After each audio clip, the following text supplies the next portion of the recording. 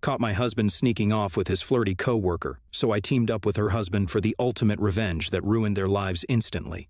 I, 36 female, have been married to my husband, 37 male, for over 10 years now. We used to be a happy couple, but over the years we just grew apart, I guess. Things haven't been good between us for a really long time now, and even though we tried to make it work, it didn't help, and we just gave up at some point. We even tried for a baby in our early 30s because we thought maybe a child would help us fix our relationship, but we struggled a lot while trying to conceive. And after spending thousands of dollars on IVF treatments and doctors, we gave up on any hope for a baby as well. That led to a lot of bitterness and resentment between us, and things haven't been the same ever since. For the last couple of years, we've been living together like roommates. I don't think either of us has been happy for a long time in this marriage, but we've just been too afraid to admit it. So we continued to live the way we were used to. But the one thing that I didn't do was cheat. No matter how bad it was, I think loyalty is just the bare minimum to ask of your partner, but I guess some people can't even give you that. My husband, unfortunately, turned out to be one of those people. My husband's boss hosted a huge party at his place on New Year's Eve a few days ago. My husband and a few of his CO workers were invited too. I wanted to spend the day at home, let loose with some wine and television, but I decided to accompany him to the party. He didn't seem to care whether I came along with him or not, but I thought it'd be weird if he went to his boss's house all by himself when this was the first time that he'd been invited by him. It was a pretty big deal for him, and in spite of our situation, I wanted to be there for him, so I went with him.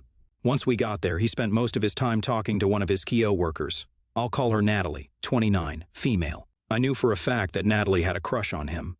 A few days back, I caught my husband chuckling at his phone and hadn't been able to resist the urge to ask him what he was laughing about. He told me that he was texting a young coworker about some work, and she was trying to flirt with him. He'd passed it off as a joke, and I hadn't thought much about it either, since we're both working, and obviously sometimes our coworkers do hit on us, and it's normal. And also, he'd shown me the flirty text that she'd sent him, so I thought it was all right since he was being transparent about it, so it wasn't anything for me to be worried about. I found it a little weird that this woman was flirting with him despite knowing that he was married, but I couldn't prevent that. I could only count on my husband not to cheat or anything. At the party, I found out that Natalie was also married.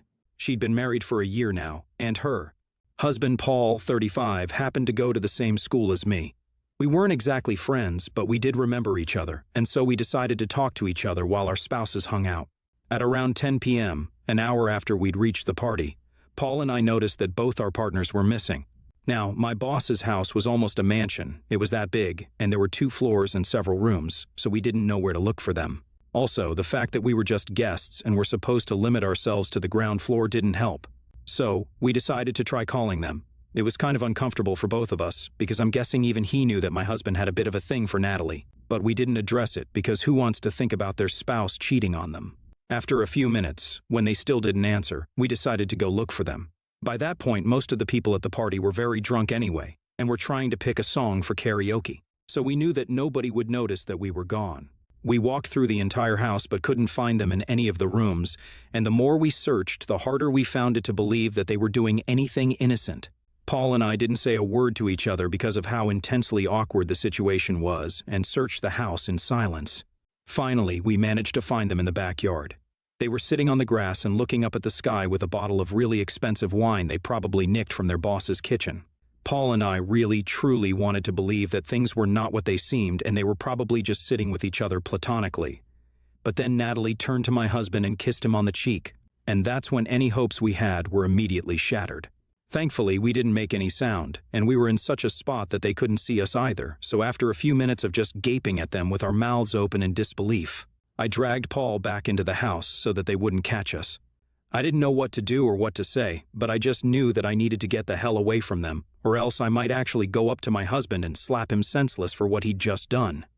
I was dumbstruck for a few moments because my husband was actively cheating on me in the backyard of the house that I was in. He didn't care if he got caught, and neither did Natalie. I could tell that Paul was going through the same thing because he looked pretty angry yet disappointed as well. I felt worse for the poor guy because my marriage had at least fizzled out, but he'd just been married for a year, so it must have been so much worse for him. I couldn't just take this sitting down, and even though I was devastated, my first impulse was to tell everyone. I didn't even care that we didn't know many people there. I just wanted people to know.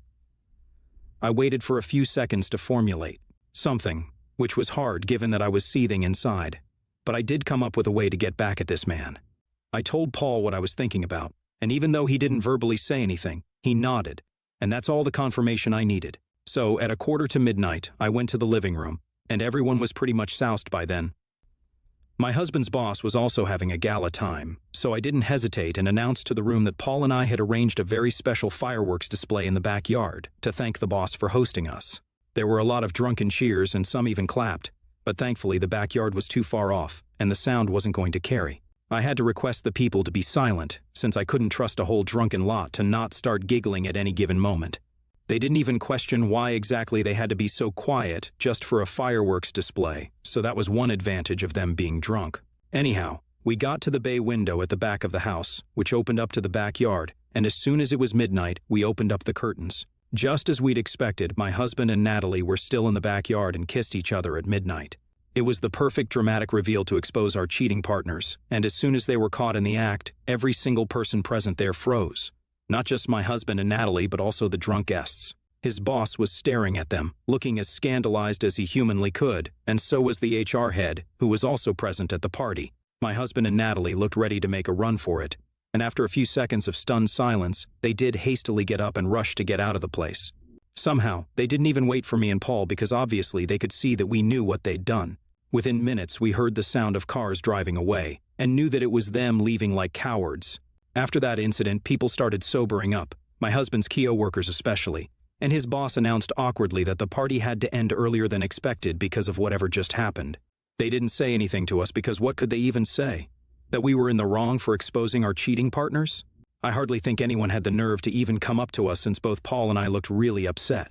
Despite having been able to successfully catch them in the act and show everyone at the party how disloyal they were, he and I hugged each other goodbye because something like this pretty much bonds you together for life. And we weren't friends, but we certainly were feeling the same kind of pain, and that was something.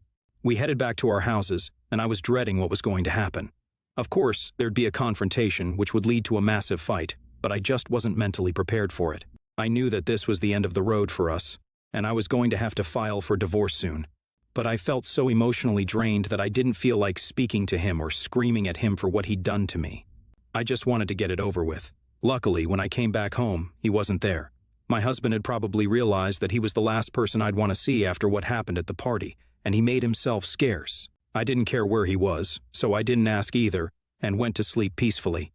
At least I'd been able to get my revenge, or whatever you want to call it, by giving his CO workers a scandal that they'd definitely be talking about for a year. So I counted that as a win for myself. The next morning, I woke up when my phone started ringing and realized that it was my husband calling. I answered it just out of curiosity, and he put me on blast. He said that both of us were well aware that our marriage was dead, so him looking for love outside of marriage shouldn't have been a big deal at all. So he didn't know why exactly I was so worked up. That was problematic in itself because despite the state of our marriage, I'd never even thought about cheating. He could have just ended things with me and then taken off with whoever he wanted to, and I wouldn't have thought anything of it because it wouldn't have been so wrong. But if I could stay loyal to him despite our loveless marriage, then so could he. What he'd done was unforgivable. You can't have your cake and eat it too. But then he brought up the fact that instead of just confronting him about this later on in person like a normal human being, I went psycho and got his CO workers and even his boss involved. Now he's blaming me for whatever trouble he's about to get into at work since a lot of his boss's business associates were also present at the party. And while this won't directly affect the company, it sure will lead to a lot of gossip and scandal, which isn't good for anyone. He's already received an email summoning him to a meeting with the HR head and his boss, of course, and he thinks I'm the one at fault for this. It's been 2 days, and he's not yet gone back to work since it's the weekend, and he took a day off on the 1st, so I don't know what's going to happen. It's bound to have really bad consequences that I'm sure of, but I don't know how that's my fault. AATA for exposing my husband's affair with his coworker at his boss's New Year's Eve party? Update 1. It's been 2 weeks since New Year's, and my husband has been constantly blaming me for everything that has happened to him after the party. He got fired, obviously. I don't know the exact details, but I don't think anyone was surprised by it, and so was his coworker, Natalie. I've already filed for divorce, and he was served with the papers a few hours ago. We're due to appear in court in the next couple of days, and he's trying as hard as he can to persuade me to stop the proceedings. He hasn't come back home since the party, and I think he's living with his brother since that is what he told me, but I don't think he can be trusted anymore. He might have shacked up with Natalie for all I know. I don't know why exactly he thinks he can convince me to stay after what happened, because it was a horrible experience for me, and I deserve to be with someone better who values me and puts in an effort to be worthy of me. Our marriage has been over for a while now, and we're both aware of it. My husband thinks that we should just continue to stay together and have an open marriage, since a divorce will just lead to unnecessary complications. I think the unnecessary complications are just something that applies to him because I'm perfectly fine with getting a divorce. He's always been bad with money, which is why we've kept our finances separate, and as a working woman myself, I'm sure that given the way he spends his money, he doesn't have a lot saved up and is only so desperate to avoid the divorce because of the whole financial aspect, even more so now that he's out of a job as well. If an open marriage is what he really wanted, then he should have said that before he went ahead and cheated on me with his coworker. The marriage had already been opened up from his end, and he kept me in the dark about it. That's the truth, and now he's trying to save face. Well, that's not happening. Another reason that I'm guessing he's so hell-bent on staying with me, despite not having any love or respect for me, is the fact that he's scared of losing out on money and assets during the divorce, because I'll definitely be taking back whatever I brought to his life. Most importantly, he'll lose the house if I decide to go through with the divorce, since it had been a wedding gift from my parents. And without a job right now, there's nothing he can do except live with his younger brother, who's just pathetic for a man in his late 30s. It's too bad for him, though, because none of this would have been happening if he'd just asked for a clean break from me instead of going behind my back. He's been texting me nonstop after he received the notice and is trying to manipulate me into staying by reminding me of all the good years that we spent together and that this will just be a huge waste of both our time and energy, so we should just stick it out as we have so far. And as if I'll be willing to go back to being trapped in a loveless marriage once more. It's funny how this behavior changed all of a sudden after he received the divorce papers, though. Because before this, he'd just been blaming me outright for being so dramatic and exposing his affair to his boss and coworkers and accusing me of being the reason he got fired. But now he's done a complete 180 and is being extremely level-headed and polite, asking me to rethink my decision for my own sake. I guess the fear of not having a roof over his head is enough to make him turn over a new leaf, because his brother would probably not let him live there for long without rent anyway. That's not my problem now, and I'm glad to be rid of him. Update 2, I just heard from Paul, and he's filed for a divorce from Natalie as well. He also told me that Natalie and my husband have apparently moved in together. One of Paul's and Natalie's mutual friends told him that they've moved into Natalie's parents' house, which is just such a strange living arrangement, but it's their choice, I guess. Natalie is supposedly head over heels in love with my husband and is ready to give up on Paul so that she can be with him. So she's not contesting the divorce either, and has very confidently bragged about how my husband is going to marry her as soon as their respective divorces come through.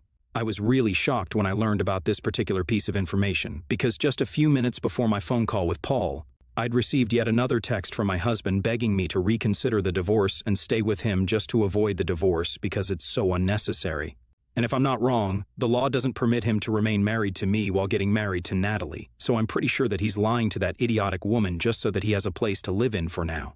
His of a brother probably refused to take him in, and that's why he's trying to play both me and his girlfriend like a fiddle. Well, too bad Natalie might be a fool who's too naive to see him for what he truly is, but I'm not. I filled Paul in about what my husband has been telling me, and he agrees with my theory, and I'm not going to let him get away with this. I've asked for Natalie's phone number and address from Paul, and she'll definitely be learning about what her lovely future husband has been planning behind her back. Update 3. It's been a day since the last update, and this evening, I visited my dear friend Natalie's house. Her parents' house, technically, but whatever. I made sure that I went at a time that I knew my husband wouldn't be there, and I know that every single day, my husband goes out for a walk at 6 in the evening without fail. He'd do that while we were on vacation as well, without fail, so I knew that he'd be out at 6, and I was right. Natalie wasn't happy to see me at all, no surprise there, and even told me that my husband wasn't home and she didn't want to speak to me at all, so I could save my breath and just turn back around. But then I told her that it would be her loss if she didn't hear me out. That seemed to interest her, and she invited me in, still looking mad, but I didn't care about that. Once I was inside, I wasted no time in telling her all about what my husband had been doing behind her back, and even showed her all the texts that he'd been sending me, trying to make me stay with him.